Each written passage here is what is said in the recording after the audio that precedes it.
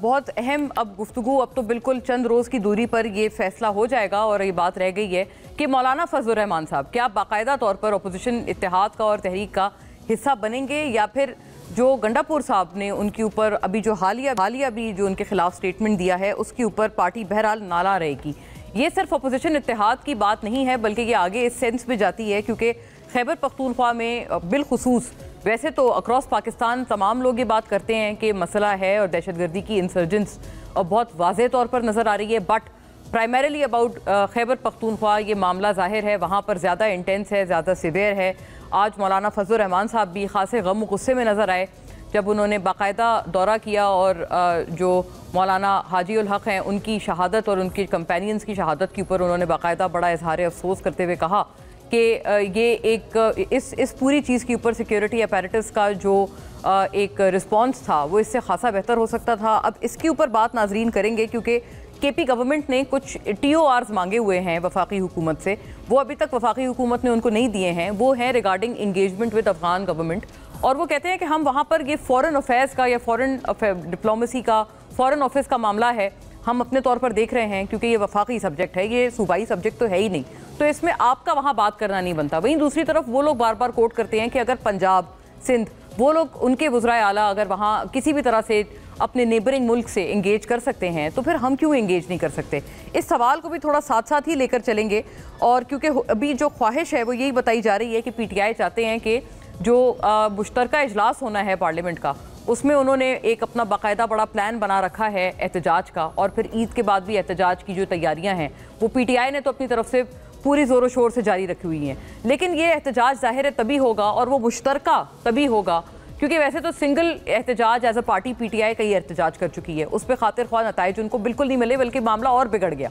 ये मुश्तरका एहतजाज उसी सूरत होगा जब मुश्तरका कोई अलाइंस बनेगा अपोजिशन का। वो अलाइंस कितना दूर है या कितना करीब है, इसको भी आज हकीकी तौर पे जानने की कोशिश करेंगे।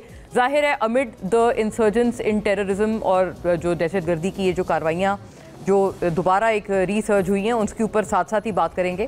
खैबर पख्तूनख्वा हुकूमत और एक और इसमें अहम जो एक जुज़ है वो शामिल करते चलेंगे कि अब अपनी पार्टी की तरफ से इस तरह का एक बगावत का जो अलम बुलंद किया जा रहा है गंडापुर साहब की हुकूमत के ख़िलाफ़, सूबाई हुकूमत के ख़िलाफ़, इसके क्या ताने बाने हैं। क्या वाक़तन इस कदर डिस्मल परफॉर्मेंस है चीफ मिनिस्टर गंडापुर साहब की कि उनके अपने अज़ला के लोग इस कदर नाखुश नज़र आ रहे हैं, या फिर इसकी कोई पॉलिटिकल एंगलिंग है। इसके ऊपर बात होगी।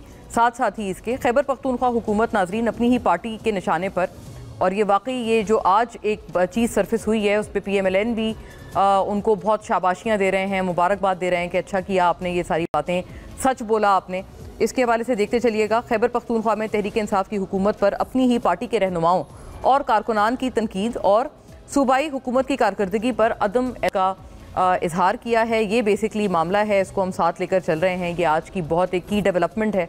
ज़िले सतह पर होने वाले इजलास के एलामिये में कहा गया है कि सूबे में तीसरी बार PTI की हुकूमत है, लेकिन पेशावर अब भी मसाइल से दो चार है। शहर के मुख्तलिफ हल्कों में तरक्याती कामों को नज़रअंदाज किया जा रहा है। एलामिये में कहा गया कि पेशावर के कई इलाके पीने के साफ पानी और स्ट्रीट लाइट से महरूम हैं। पेशावर का तरक्याती फ़ंड दूसरे अजला में मुंतकिल किया जा रहा है। सेफ सिटी प्रोजेक्ट 2009 में तजवीज़ किया गया था, लेकिन अब तक इस पर अमल दरामद ना हो सका। मसाइल के हल पर फौरी गौर ना किया गया तो एहतजाज का ऑप्शन मौजूद है। और दूसरी जानिब जो ये अपोजिशन के इत्तेहाद की बात है नाजरीन, अपोजिशन लीडर उमर अयूब ने कहा है कि तहरीक तहफ़्फ़ुज़ आईन पाकिस्तान के प्लेटफॉर्म से सब पार्टियों से मिलकर प्लान बन रहा है। हुकूमत हर जगह नाकाम नज़र आ रही है और खैबर पख्तूनख्वा के 1100 अरब के वाजिबात हैं जो अभी तक अदा नहीं हुए। सेनेटर इरफान सिद्दीकी इस पे कहते हैं कि मौलाना फजलुर रहमान मार धाड़ की सियासत नहीं करते हैं, वो 9 मई की सियासत नहीं करते। मौलाना फजलुर रहमान कभी भी मार धाड़ वाली जमात के साथ नहीं जाएंगे। बहुत एक पुरएतमाद नज़र आ रही है मुस्लिम लीग नून इस हवाले से कि नो ही है, ये एब्सोल्युटली नॉट है मौलाना साहब की तरफ से। ज़राए के मुताबिक लेकिन PTI की तरफ से मौलाना फजलुर रहमान से आज राब्ता मुतवक्के है और PTI के असद कैसर बानी चेयरमैन का खुसूसी पैगाम मौलाना फजलुर रहमान तक पहुँचाएंगे। PTI कल के पार्लियामेंट के मुश्तरका इजलास में सदर मुमलिकत के खिताब के दौरान JUI को एहतजाज में शरीक करना चाहती है। ये एक ख्वाहिश है, ये ख्वाहिश कितना अमली जामा पहनेगी PTI की ये कल का दिन बताएगा।